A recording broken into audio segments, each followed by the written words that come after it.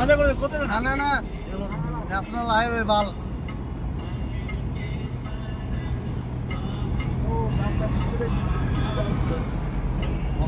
পকেটের রোড হলে আলাদা ব্যাপার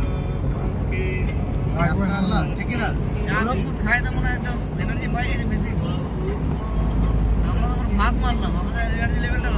দেখাবো নাকি হ্যাঁ তো সোয়াবিনের ঝোল আলু ভাজা এই চম্পন না করে যেতে হতো রে আলুটা একদম সবাই বাচ্চা আর ওটা দেখলে খারাপ আপনারা তেল দিয়ে দাম চাপতে পারি